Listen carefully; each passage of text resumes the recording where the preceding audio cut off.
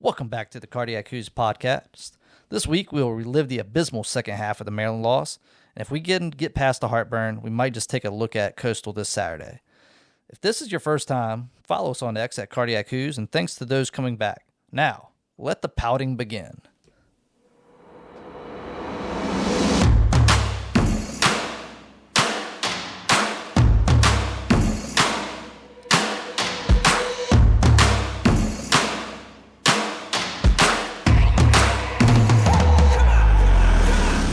Well, it's finally happened. We lost our first one of the season. And I know there's a lot of feelings on some sleeves out there. If you haven't listened to the walk episode this past Sunday, I encourage you to take a listen. I'm here with loyal fans Sean and Mills. But before we get into our thoughts about the game, and I know we have some, I want to highlight some of the game stats. AC was 21 of 37 with 247 yards, 2 interceptions and a fumble, and the only UVA touchdown that he rushed in as time expired in the second quarter. Trell Harris led the team in receiving yards with 4 receptions for 72 yards. Malachi Fields also had 4 receptions for 36 yards and a costly fumble. Xavier Brown and Kobe Pace combined for a total of 89 rushing yards. The defense was highlighted by Clary with 6 tackles. Maryland had no turnovers, and Billy Edwards led the way with 263 yards and a pair of touchdowns to lead the Terps, who were down 7-13 at the half, to 27-13 win over the Cavaliers. Sean, how do you feel about the deflating possible season-defining loss? All right, so we got to start with the atmosphere there at Scott. I mean, we had 41,352 strong there. The student section was full. The hill was full. We even had students in the upper deck for the first time since I've been there or can remember. It was a pretty cool atmosphere to be there for the first half, and then the second half happened. But we definitely dominated the ball. They were dominated the game the first half. We had 2 turnovers there. One of them was unfortunate there. Calandria had the ball kicked out by the lineman. Very fluky play. He had 2 hands on the ball looking to make a play, and the lineman foot came up and just kicked it out of his hands, lost a fumble in the red zone. You can't have that. Again, kind of unfortunate there. And then, defense was starting out very strong. Maryland was a pass-heavy team, and they withstood that test, and they were forcing a lot of punts, and they even forced a missed field goal after one of the first turnovers. And then, we get down to the end of the second quarter. We just gave up the touchdown on defense, and then I love how our offense responded with 49 seconds left, drove down the field, and that was definitely set up by the run by Pace and then a big pass to Neville, and then obviously a gutsy play by AC at the end to run it in. Gutsy play, some people will call it a questionable play, but ultimately at this time, he made it in, and we still had time on the clock if we needed to burn a timeout. But, I mean, that's the type of play we want to see from our guy, AC. And then you go to the second half, and it's completely flat. The offense went 3 and out, only had 5 possessions in the second half total, left our defense out there for 22 minutes, and ultimately they just got worn down. And then when you had a drive that you needed a score on, you had another fumble. Calandria had a couple turnovers there, 2 interceptions, and then the fumble. So it kind of hurts. That's kind of what we see from Calandria. He has some inopportune moments, and these kind of bit us there. Definitely bit us. We can break down some of those turnovers a little bit more. But, I mean, hats off to the defense. They played really strong until they were absolutely gassed towards the end of the game. And, Maryland made adjustments at halftime, and again, it doesn't look like we make any adjustments and go scoreless in the second half. So I got some more thoughts, but that's where I'm standing right now. Yeah, so as always, there's always an opposite point of view on these types of games. And so Mills, we've talked a little bit in our group text, so, I know you have a lot to share. Get it off your chest, buddy. Yeah, I just think that this team kind of finally showed its face. This team's not that great. We're definitely outplayed. They have better athletes than we do. This team is, our expectation is we need to understand as a UVA fan, we're no better than a 4 or 5 win team. So the loss, it was about to happen, and it happened. I think Maryland outplayed us on all sides of the ball. Yeah, maybe we did play well in the first half, but the quarterback was better. Their receiver, Ty Felton, definitely outplayed our receiving core. I just think that moving forward, we got to set our expectations is how many more games do we truly see winnable on the schedule. I think also the coaching staff needs to look at themselves in the mirror. That was pretty piss-poor performance on their part. And also the players. I mean, we just don't have those key guys yet. Maybe in the future we get them, but to be honest, I was not impressed by this team. I'm not impressed at all. I think that this is going to be a long season for us, and I'll be surprised if we win any more. But, something's got to change, either with Carla going in, but I do think that we've got to start looking at ourselves. And as UVA fans, even myself, I got excited for this season to start, but, I mean, to me, AC is not a power forward quarterback, but we can talk about that later down the road. But I just think that UVA football, in the last 20 years, we've had 4 8-win seasons. So, our expectations is pretty mediocre. We beat a bad Richmond team. We barely beat a really bad Wake Forest team who got blown out by Ole Miss. So, I mean, we'll see what the rest of the season looks like. But, yeah, I was not impressed by the game. Yeah, my initial thoughts about the game, it was a bummer of a loss. I felt that coming into this game that we really it should have been a closer game. It was a 2-score game, but I felt like it was a very important win. I don't think it seemed as though they had that sense of urgency, or maybe they didn't realize the importance of this game and going 3-0 in the first quarter of the year. That would have set them up for a lot more success and taken a little bit of stress off of Tony to get over that 3-win mark. It's hard to say. It just seemed like a typical UVA game to me. That's why we're called the Cardiac Hoos, and this just kind of encapsulates the reason why we called the podcast that. First half was fairly ugly. I think, we punched one in at the very end, but we gave up opportunities to get the ball in the end zone early on. So it was a little bit of an ugly first half, but it seemed like we were in control. Second half, obviously, we fell apart. So it seems to me that the offensive line needs to come together. We can blame AC all day if you really want to, but I don't really put it back on him.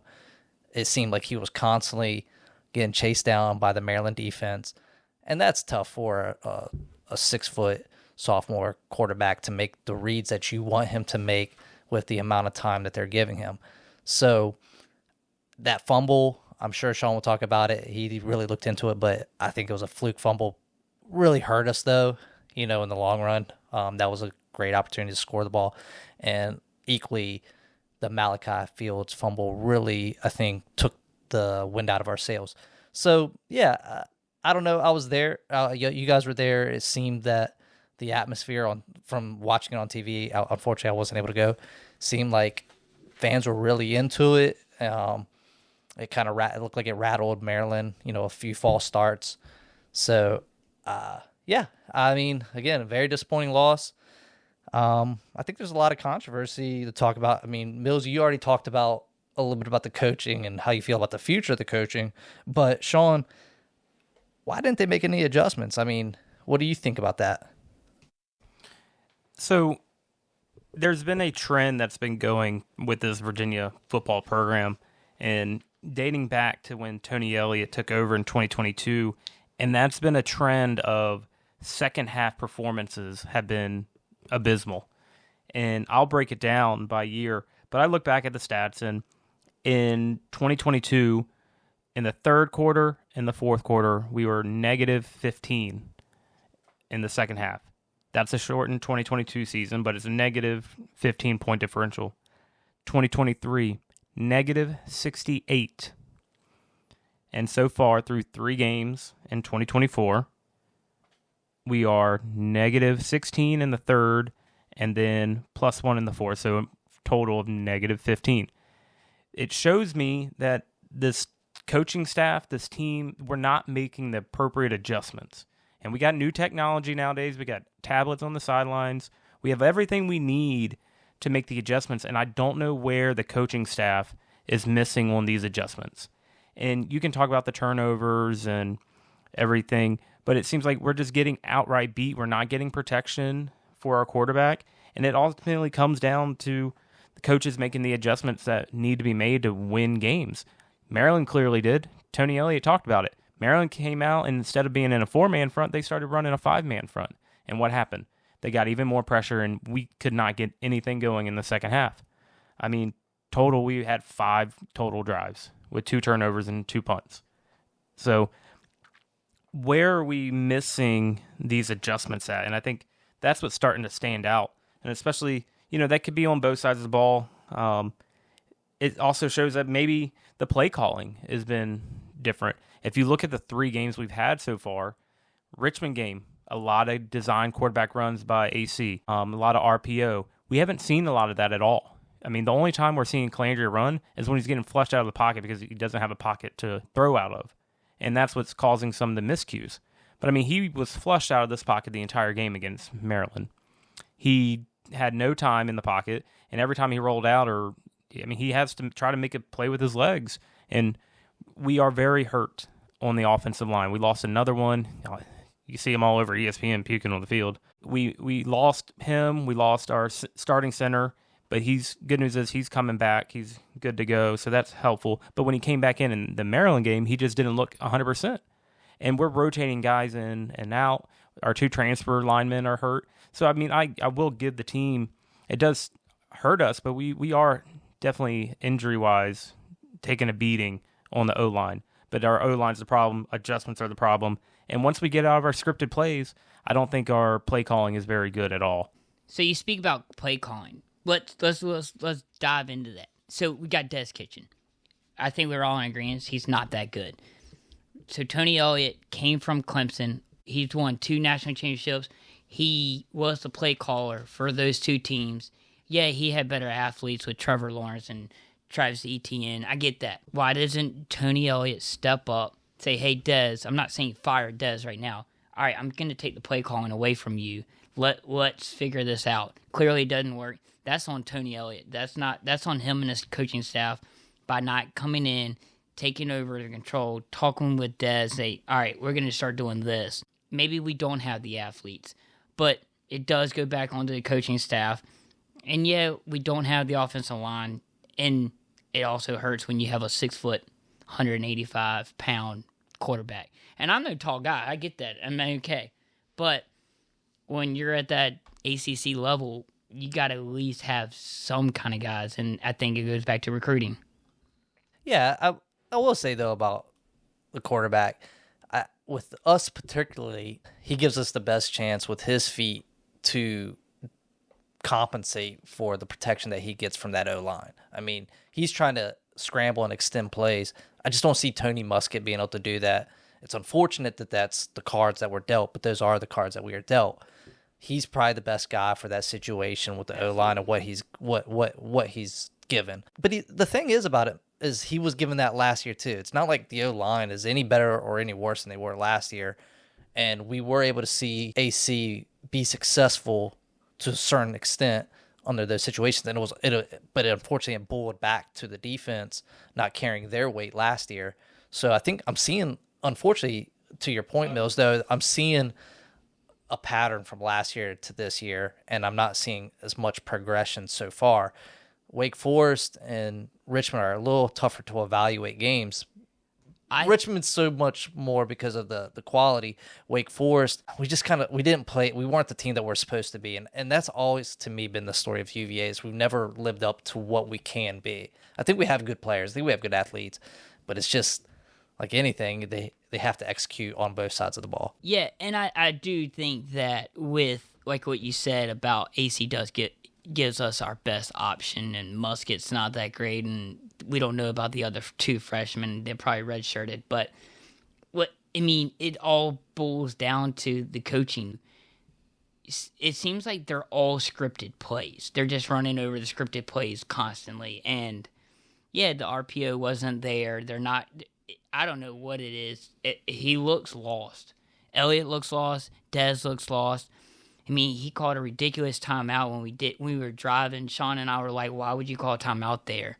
We were driving. Yeah, we ended up getting a field goal out of it, but he ruined the mojo of like the play. Like, go ahead and let AC do what he wants to do, but they're getting the game film. I don't have that. So, and back to your point about AC, at the very beginning, even last year, I really didn't see him as our future. I really saw him as, especially if Elliott is able to stick around, as the bridge to get to Elliott's the quarterback that he actually really wants. And that's kind of where I've seen him. I mean, so again, Elliott's playing with what he's got. He's got to go out. They went out in the portal and tried to get the best they could, but I think he's just a placeholder for right now. So we all agreed 3 weeks ago Calandria was the best guy for the job. And we knew that Calandria is a second year in the program. He's still young, and he doesn't have that great of offensive line that's been already hit with injuries. So it's tough to put all the blame on Calandria there. I'll talk about it a little bit. We had a opening drive touchdown get called back by a penalty. There were some times we didn't have a lot of penalties against Maryland, but when we did, they were big, and that was one big one. And, Elliott talked about in the press conference yesterday on that he didn't mind the Malachi Fields holding penalty, even though it negated a touchdown. So I think that's the hard part, is that oftentimes we're getting ourselves behind the chains, and then we're not able to get drives to continue. We're not sustaining drives. I mean, that brings us into third down efficiency that we're not really good at. But I want to talk about, we keep bringing up the Calandria interceptions. I want to defend the guy a little bit. I don't want to be this guy that's over here he's not at fault. The first interception, completely his fault. They had a miscommunication. Fields was draped over by the cornerback, and then he had the safety over top help. So, I mean, that was just a bad throw. They looked like they were trying to communicate something there, but it just wasn't the right read. All right, move on. We can live with that interception every now and then. You're not going to be perfect. No one is. I mean, you look at the Auburn quarterback, threw 4 interceptions. He's a senior. So, I mean, you look at it, we got growing pains with Calandria, and I'm okay with that. Then you move into the second interception. Again, the O-line broke down. It's a 3rd and 10. He gets flushed out the pocket. He had 2 defenders. His only choice was either get out of bounds for no gain, or the competitor in him says, let me try to get this ball to pace. And what he just lofted a little bit too much air, and it just floated up there too long, and the defensive back made a play on it. Pace didn't help him much by fading away from the ball instead of coming to it. But again, he's trying to make something out of nothing. He's getting flushed out the pocket. These are all scramble plays. I mean, I'd rather see him try to do something when the play breaks down than just throw it out of bounds every single time. There's a time and a place where you got to try to extend the drive. I'm not saying I hate the guy. I'm just saying that, those are the obstacles that he faces, and that's kind of just what I see in him in the long run. I think that what I do like about him are some of the things that you are saying, that he's going to take the risk, and UVA has to gamble to win games. That we have to take shots. Yeah. And always because it goes back to what you said about Wake Forest when you thought they should go for it on that 4th and goal. Right. Fortunately, we won the Wake Forest game, but moving forward, when we're playing these higher competition teams, we're going to have to take bigger risk. We're going to need him to throw those balls, those risky throws. I think he actually throws a pretty good ball. Great deep ball. He hits some tight windows. If he has time. Again, we'll see how he develops. I'm not ready to write the guy off. I think what you said, Ben, was the best statement. He is definitely the bridge. He is definitely the bridge for this program. He's not the Trevor Lawrences. He's not the Joe Burrows. And, I'm throwing out outrageous, great college quarterbacks. But when was the last time we actually had a decent quarterback? What, Matt Schaub? Bryce Perkins, yeah. Even Armstrong. I mean, Armstrong was decent until his last year at UVA, which was terrible. But I'm just saying we don't have that caliber quarterback that's like, you know what? I can take control of the game. Another thing that I'm really seeing that's hurting us is our run game isn't carrying their side of the weight. 89 combined yards between the two of them. Yeah, but I think it goes to the offensive line. It's not getting the push. And when you got 4 guys already in the backfield, like you said, it's kind of hard for Kobe Pace or Brown to actually go across and make a move. They're making jukes in the backfield already. Right. Yeah, again, like I said, it's just, I think it makes it tougher. It puts a lot of weight on him. But, it does go back to some coaching issues. There definitely needs to be some adjustments made, Sean. I agree with that. And I think later in the season, Mills, if we don't really see the success that we need to see in order to move forward as a program, they need to take a harder look at making some tough decisions. Now, do you guys want to talk about the turnovers? I mean, we kind of a little bit, but how'd you really feel about that fumble by AC? I mean, initially you kind of had I know a guy kicked it, and it's a bigger guy, lineman kicking the ball out, and that's fluke. But yeah, it is a fluke fumble, but it's a drive. It's a game-changing killer. Like, that took out a lot of wind in the sails for our team. I mean, you're in the red zone. Well, let's talk about the red zone, too. After that, we went terribly into the red zones. Like, we settled for 2 field goals, so it was 6-0. Easily could have been 14-0. Easily could have been 14-0, and we're talking differently here. But he fumbles. Definitely a costly fumble. So we talked a lot about the offense. We talked a lot about the offensive coaches. We talked a lot about the turnovers, the lack of adjustments, and I'm hoping that we see those changes as we come into Coastal. The defense, Sean, you were pretty optimistic about the defense in this game. They were on the field a lot, so we got to see a lot of the defense. I still think there's holes in the secondary, and I think that the D line is serviceable. It seems like they're getting after them, but still, they just one sack. It was a very different statistic game compared to the Wake Forest game. But again, what are your thoughts on the secondary, Sean? I think Coach Rudd had the guys in a good spot, and they played hard. The issue was they were just out there way too long, and we can look at it. The 5 drives that we had in the second half, 31 seconds, a minute 44, a minute 22, a minute 25, a minute 12, and 2 minutes. But that also goes to back the defense didn't do their job to get Maryland off the field. So, I mean, you still got to go out there. I know you're tired and they didn't get their rest, but how long were the Maryland drives? There in one quarter, they ate up 8 minutes. That's on the defense for not getting a third 3 and out. That's on the defense. No, the Virginia football defense was there. The Maryland drives were not that long. The issue was the Virginia offense couldn't get their guys any rest. And again, the total time possession in the second half for Virginia offense was 8 minutes and 22 seconds. So that means that the Maryland team was out there for 35 minutes total, 21 minutes and 40 seconds in the second half. We play 15-minute quarters. That is an entire quarter of football you're playing on defense. And they were getting some pressure. They were forcing some plays. And, we talked about the secondary. Jam Jackson is one of our transfer guys we got in. And he's a name that is always playing the number 1 guy.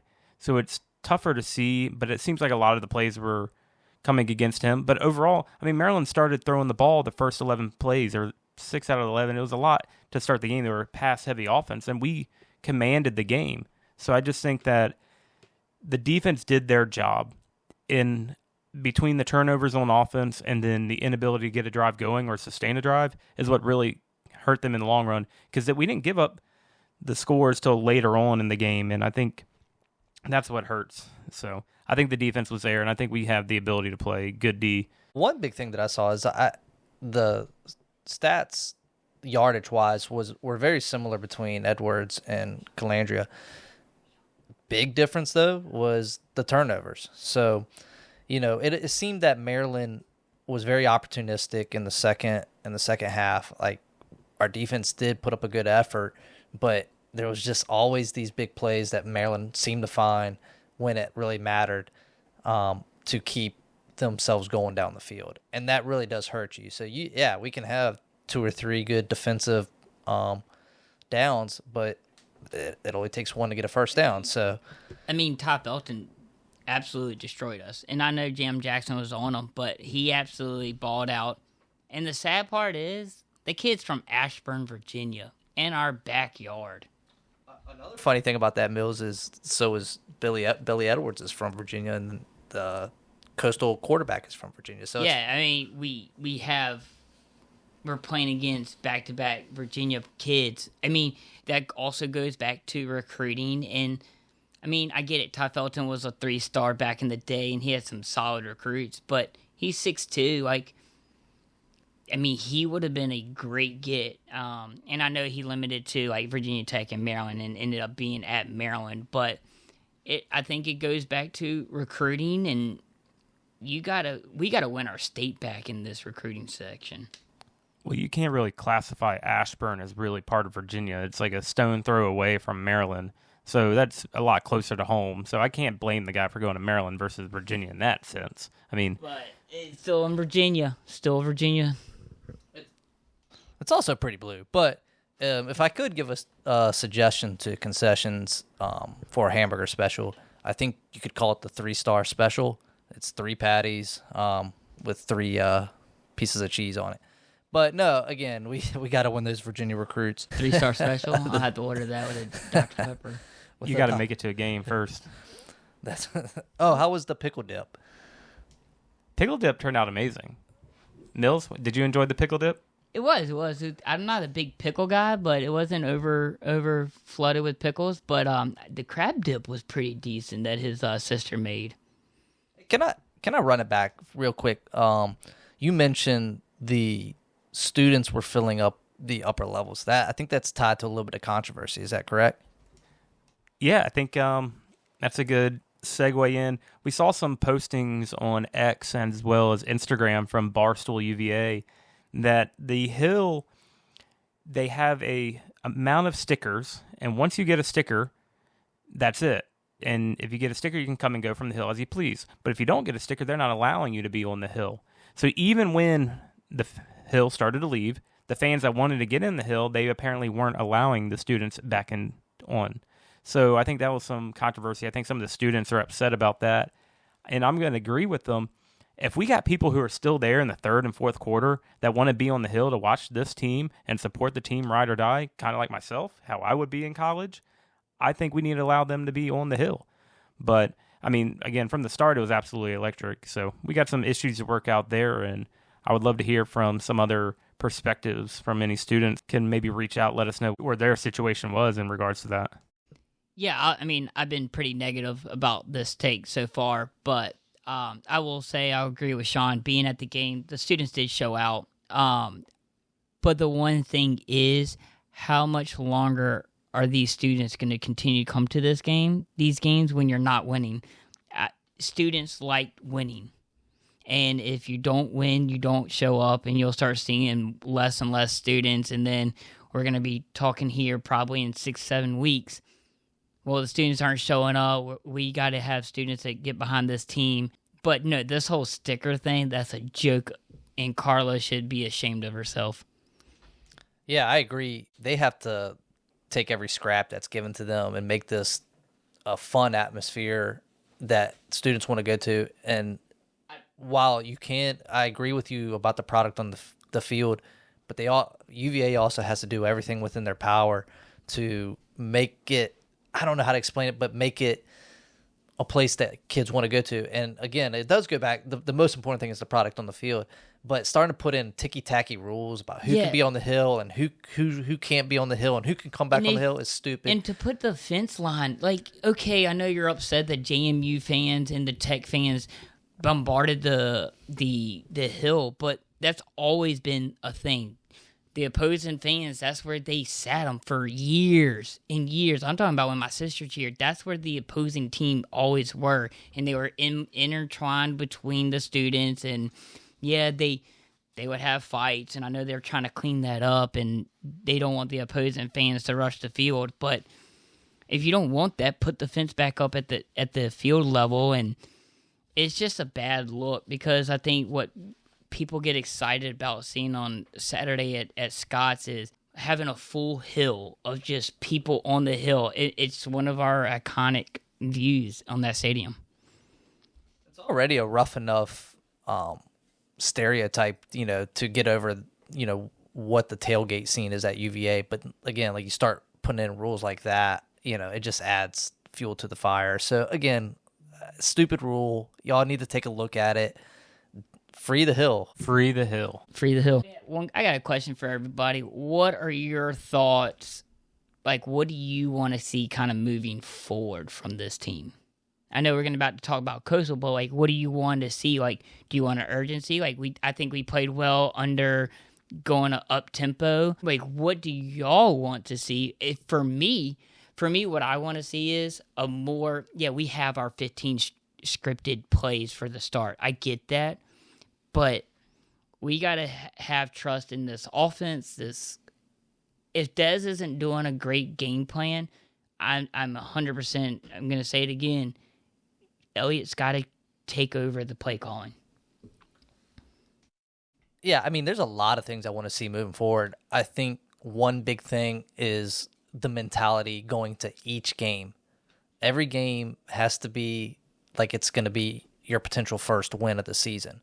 Every single time, we get a couple wins, it feels like we get really lax. We have to play with a sense of urgency.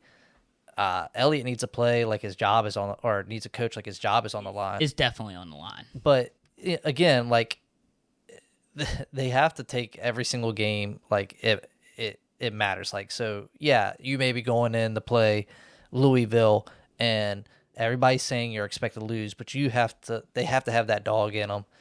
That's what I want to see. They defense has to keep rolling, and getting the offense back on the field, and the O-line needs to sack up and keep that pocket together. So again, those are like the big things.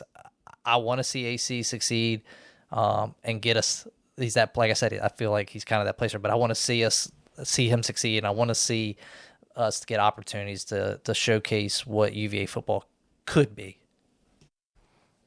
Going forward, not just a Coastal game, but in general, the biggest key thing is we can't be behind the chains, and we have to convert these third down efficiencies. So currently, for the Maryland game, we were 3 for 15 on third down, and currently we're only 9 for 40 on the entire year.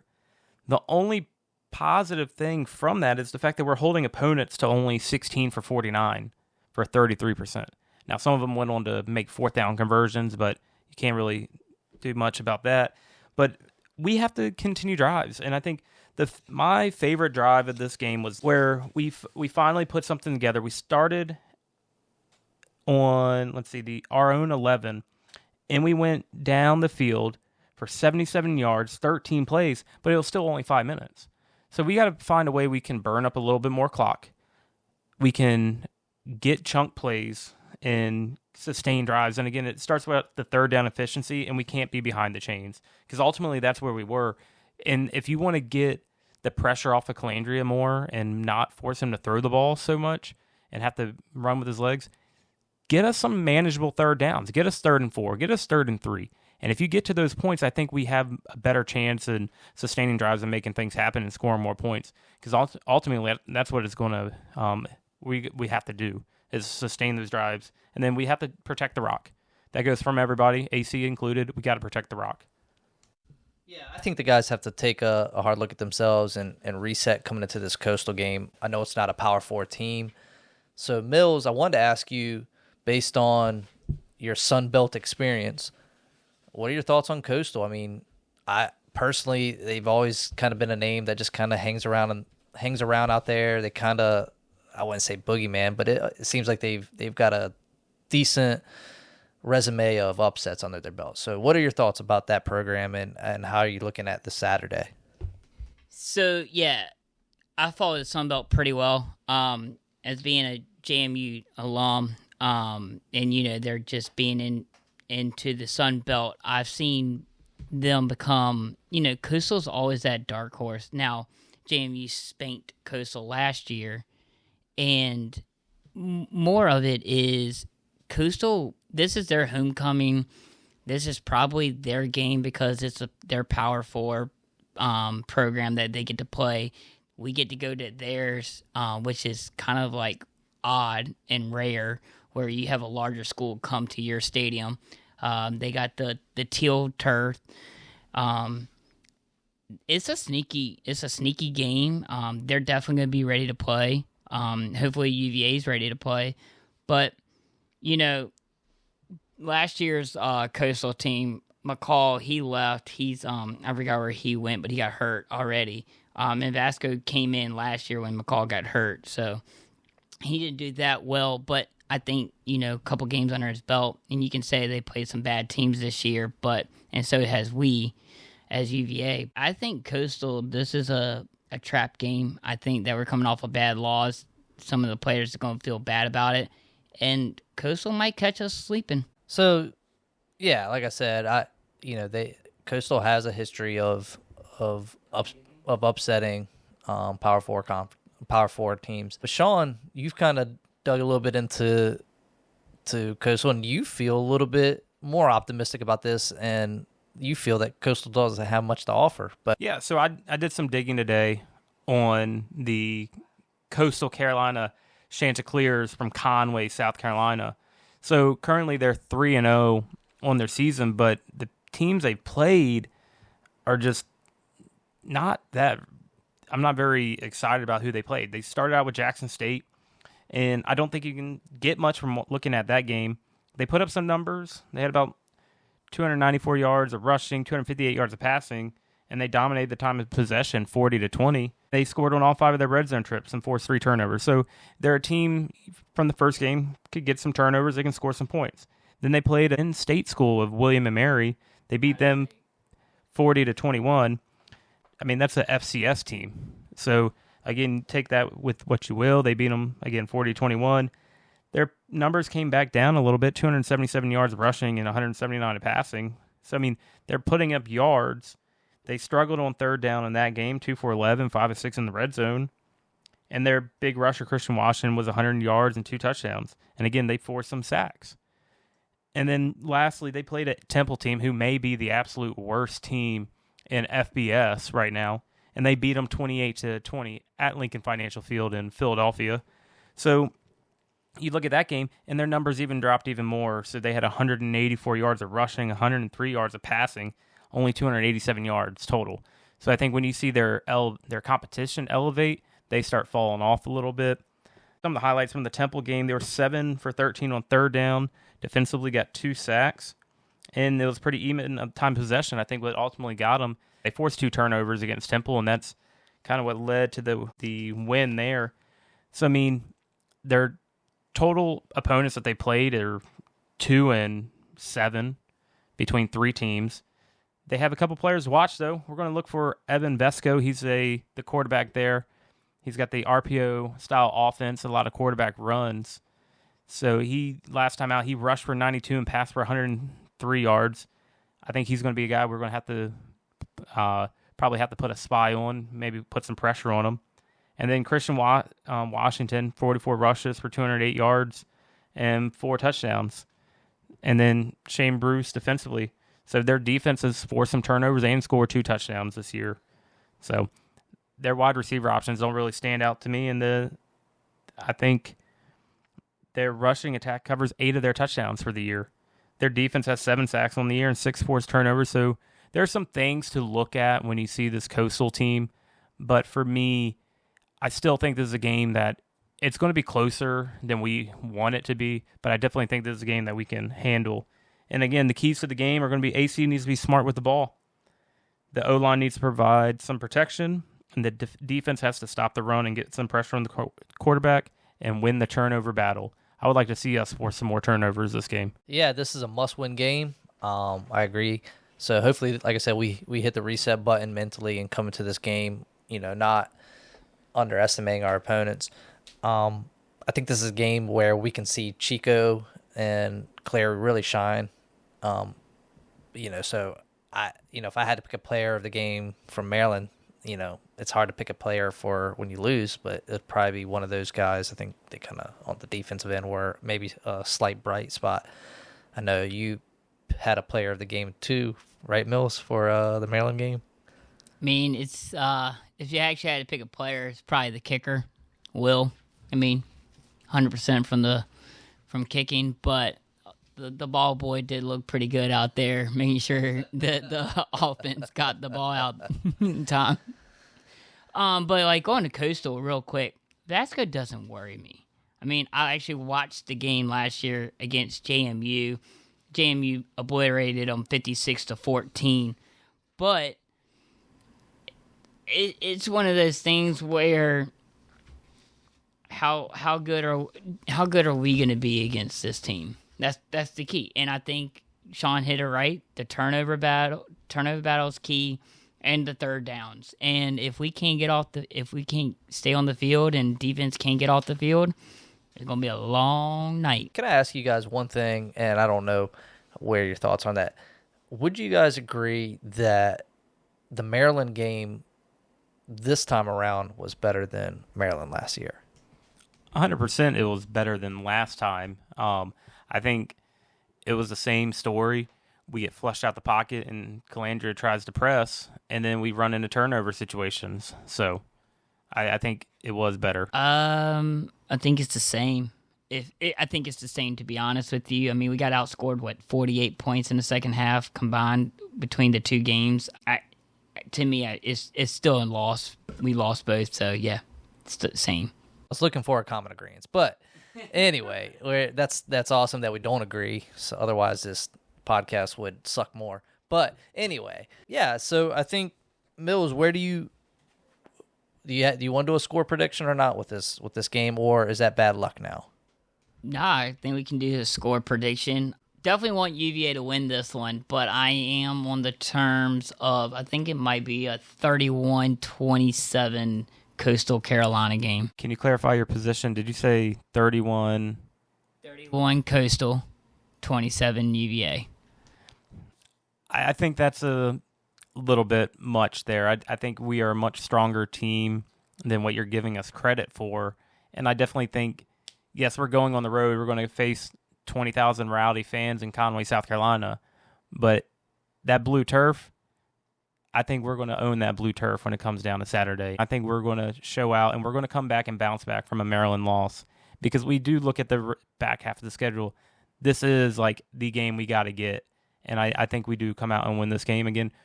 I think we might see a big game from Calandra to bounce back, and he's going to show you that he is the quarterback that we all expected him to be and want him to be. So question, Sean.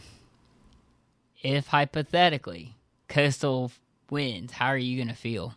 Are you just going to wait for that for the next podcast? If you're asking how I'm going to feel after a loss, you have to look at it in the totality of the circumstances and what all caused us to lose. Did we lose on a last-second field goal because we did something bad?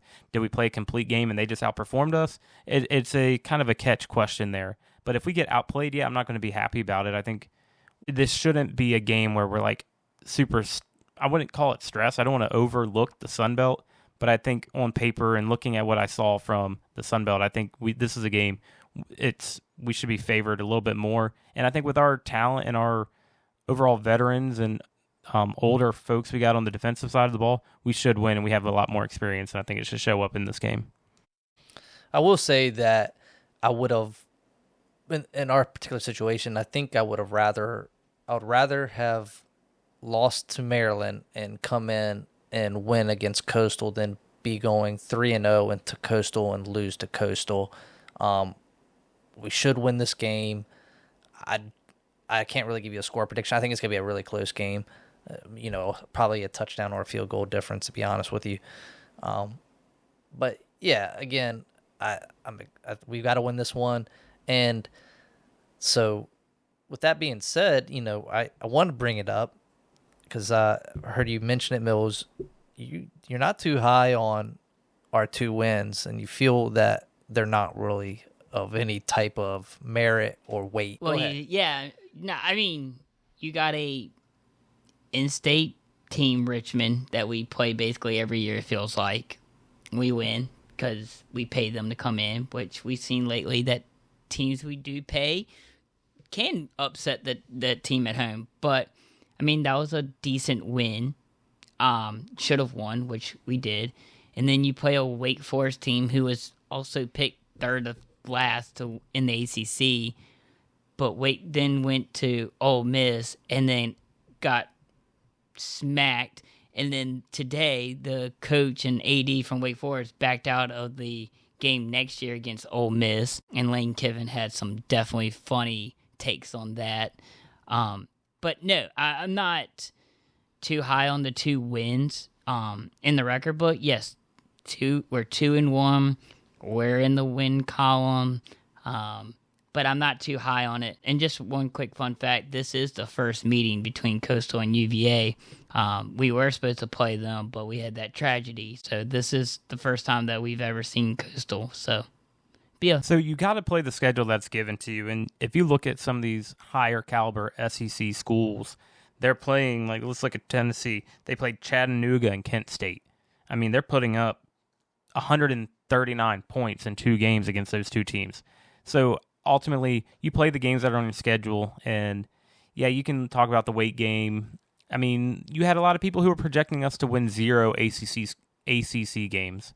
So we are in that beginning stage of the schedule where we have winnable games and favored games till we run into the back half. And I think these wins mean more for momentum. We go into this Coastal game, we grab a win, and then we have a bye week to get our linemen healthy, the ones that aren't out for the season, get everybody else back on track, and then we host a tough Boston College team, which we'll break that down here in a few weeks. But I definitely think this is the opportunity for us to start the season off strong and win the first quarter of the season. So, well, like I said, we've all talked about it. There's a lot we can improve on. Sean hit it pretty well in the head that this is a really good opportunity for us to get back on track and get into the bye week. I think that's about it, fellas. I think we've kicked this can far enough down the road. I hope you guys feel better getting it off your chest and talking about it in person.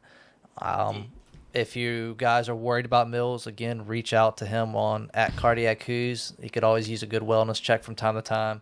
Oh, I'm fine. But, real quick, though, I did want to throw in there, Mills, how's lacrosse looking? And yeah, so lacrosse is today was a big day for just the 2026 program, like commits, and UVA snagged some outrageous players. I think we snagged the number 1 recruit. We snagged the top goalie in the class. We also snagged one of the top face-off guys. So that's kind of key. So yeah, definitely excited for the spring sports coming up with baseball and lacrosse. Yeah, that's pretty exciting. It looks like we have some exciting basketball news that seems to be brewing. I don't want to jump onto that too early, but just keep an eye out on that, on some recruits that look like they may be committing. I do want to mention, Sean, looks like we've got it in the works. Obviously we're on X @CardiacWho's, but it seems like we're looking to get on YouTube. If you guys prefer, following us on YouTube or listening to us on YouTube, it looks like that's going to be an option. Sean can tell you a little bit more about that. Yeah, I was going to touch on that as well. So we got our first 3 episodes are now up on YouTube. We're working on getting into a video podcast setup, but currently it's just set up for audio. Just trying to grab a little bit bigger attention, trying to drive some guys to our Spotify. That's our main one. So right now we're on YouTube, Spotify, Apple Podcasts, and Iheart. And if I can just piggyback off that, if y'all have like topics you want to hear about or have questions or you have a hot take, send us a DM and we can bring it up in the podcast. Yeah, Ben, your voice is nasally. Go somewhere. Anyway, thanks again for coming and checking us out. Tell your friends about it. And also I want to mention, for those home games, keep an eye out for some day walker walking around asking people questions. It's called The Walk. If you haven't heard that, go back and listen to the Walk episode. It definitely got better this time. Definitely went a lot better. I'm glad to hear it. But again, Thanks again for listening to the Cardiac Who's. Go Who's. Go Who's. Go Who's.